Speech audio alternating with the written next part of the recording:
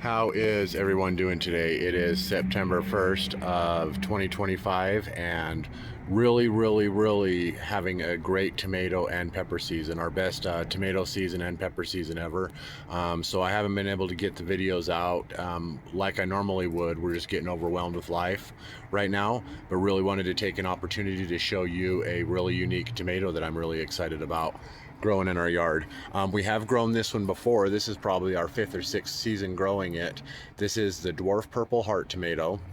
The only genetics that I know that this tomato has in it is it has about a quarter black crim genetics, but it does have some black crim genetics. So for anybody who's a fan of purple tomatoes, it is currently me and Angel's very favorite dwarf tomatoes. And the Mocha's cherries right here. We have mahogany growing this year, Laura's Bounty.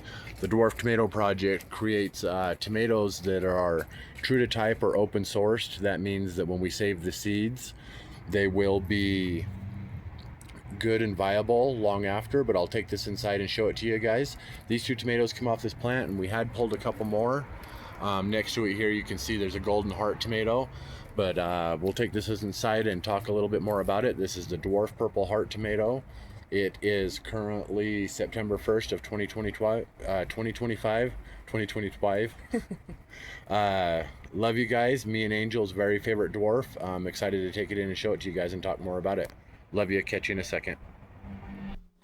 I wish I had a set of scales because this tomato right here might possibly be the largest, heaviest tomato. It is super heavy. There's a certain reason that me and Angel call this one our very favorite. Not only is the Purple Heart like a really cool name, the shape's really cool, but it leans into the purple flavor. When we judge purple and black tomatoes or the darker colored tomatoes like that, we put them into the category of the anthocyanin black, the dusky kind, which tend to have a really rich flavor to them and are better for sauces.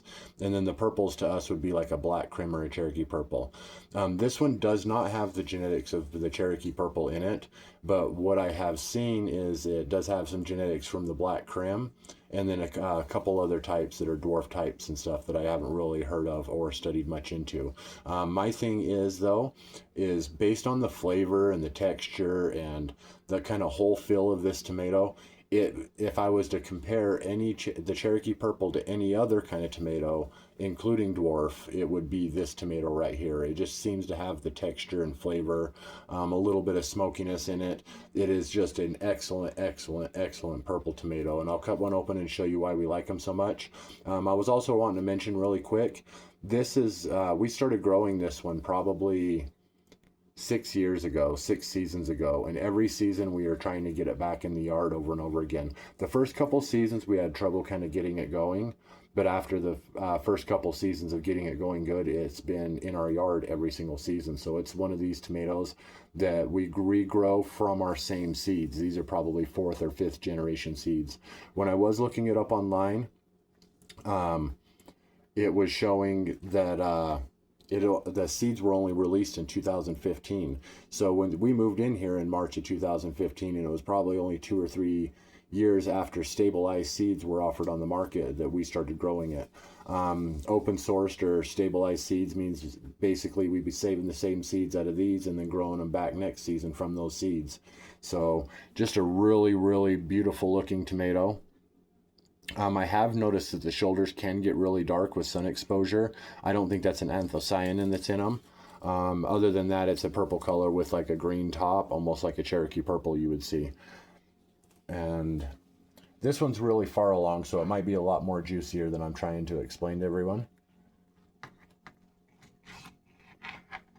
Yeah, this one is pretty juicy in comparison to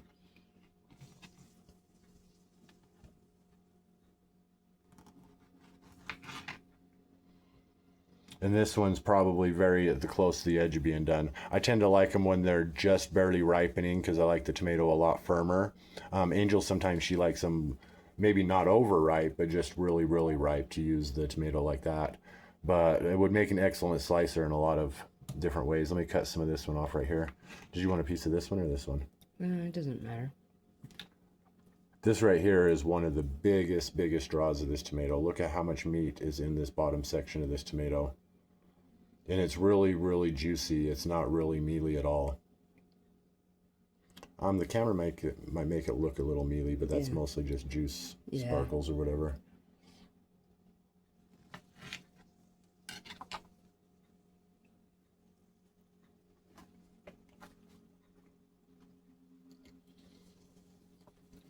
Yeah. With those meaty chunks, you could definitely like dice it up into a salsa, and it would add a really good flavor. The dusky tomatoes have a really pungent flavor and tend to be juicier, kind of like this little bit overripe one is right here. But this would make an excellent one if you're trying to slice it onto hamburgers. That would be the #1 use, I would say, for a purple tomato, is to slice onto hamburgers or possibly even tomato sandwiches. With a lot of the purple types compared to the dusky is is more to have an overwhelming kind of flavor, where you're tasting more tomato than you would be tasting hamburger or other stuff that would be on it.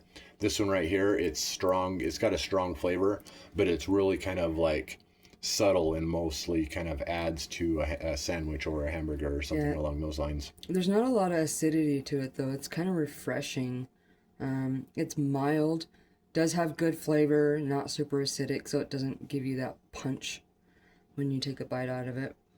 But they both taste the exact same, regardless of their ripening stage. But I think it's a good tomato, and I love it. It would be great for BLTs, sandwiches. Yeah, so if anybody's never heard of this tomato before, I think we might have had a video or two up on it. I was saying that I can't remember if I was saying I think it had Cherokee Purple genetics, but I just like to mention that like it's not in the genetics.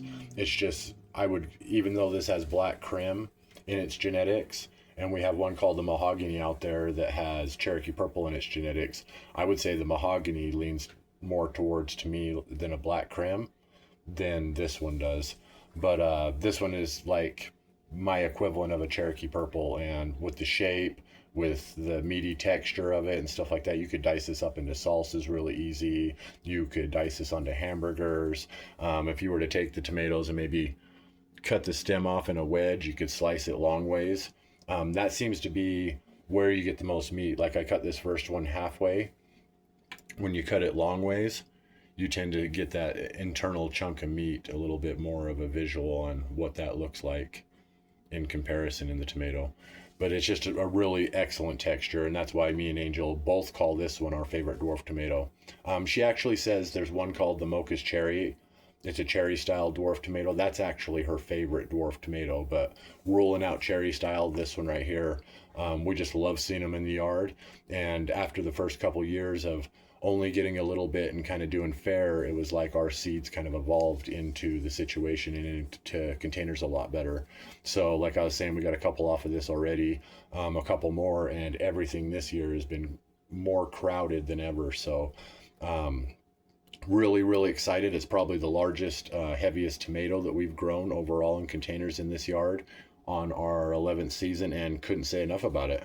But I'll take you guys outside to show you one last look at the plant, and really, really, really happy. It's a good old-fashioned, excellent flavor that we haven't done well with the Cherokee Purple the past couple of years, and so when this one shows up, it really kind of don't matter. It's, to us, it's the equivalent of it because of its texture, its flavor, its just whole style and feel about this tomato. So this is the Dwarf Purple Heart tomato. Take you outside for one last look in the plant. And anything else we want to add? All right, catch you guys in just a second. All right, so that is the Dwarf Purple Heart tomato. We got one growing right here. These few that are growing over here are coming from my second favorite tomato, one called the Golden Heart. I'm not sure if I'll do a video on it. I've done a video on it before, and this season we're trying to focus a little bit on the unique. But it has lots of flowers going. We are on September 1st. Our danger of first frost is October 1st. So we give ourselves basically 30 days left to kind of get what we can off the plant. Not really trying to get things to flower and set, because with 30 days left, it's not really enough time. At the end of the season, we will get a whole bunch of green off of here and counter ripen them and stuff. But right now, like I was saying, we have 23 varieties of tomato growing in the yard, and 20 of them have been producing a lot of tomatoes for us. Out of 27 varieties of pepper, we have all 27 varieties are producing hordes of peppers. So like I was saying, we're having our best tomato and best pepper year that we've ever had. This is our 11th season in the yard. We moved in here the very start of 2015. So our 11th season, really loving life. The challenges that we have faced this year have only made the garden look a lot better. So we love to garden. It feels amazing to come out here and just take your favorite type of tomato and one of your favorite types of tomato and just pull off probably the biggest tomato you had off of it, and it ends up being the Purple Heart tomato. So really excellent plant. If anybody's not familiar with the Dwarf Tomato Project, they breed tomatoes that are smaller squatter plants. I believe this season we have 8 to 10 varieties. There's 1, 2, 3, 4, 5. You can see how these dwarf tomatoes, they have been cleared out of extra brush quite a bit, but you can see how the dwarf tomato plants, this one here is a Rosella purple. This one back here is a full regular size plant, and even though it is near the end of the season and we are really trimming down, these big plants, these big indeterminate types can go crazy, whereas in these dwarf types can pretty much produce nearly as many tomatoes on a shorter squatter plant. And the seeds are open sourced or true to type, so we've been saving our seeds. Like, we've only bought the Dwarf Purple Heart seeds once, like 6-7 years ago, maybe 6 years ago, and so this is about our 5th season in a row, 5th or 6th season in a row growing the Dwarf Purple Heart. But they just really are amazing plants. A lot of times me and Angel in our head, what we're doing is like with the Cherokee Purple, I would compare that most to the Purple Heart. So if you don't have a lot of space, you just have a balcony, and you like the Cherokee Purple tomato, our opinions ain't, you know, the sealed deal, but I would advise looking into this one, or possibly one called the Dwarf Mahogany, which has Cherokee Purple genetics and a little bit of the features of a Cherokee Purple in it too, or at least a purple tomato. If you like black crim, Cherokee Purple, there's one called the Carbon. There's quite a few purple tomatoes. I really like the purple tomatoes, especially this one. If I was to say that the flavor, how I would explain the flavor is, pretend you grilled a hamburger and you took a tomato and you set it on top of that hamburger and then you took it off. It's almost like it feels like it has that smoky, kind of like a little bit salty, and it's not really overwhelming. This would also make an excellent sauce, especially if you're looking for a really strong good tomato sauce or soup. I would go with one of the dusky tomatoes like the Rosella Purple or possibly the Mahogany.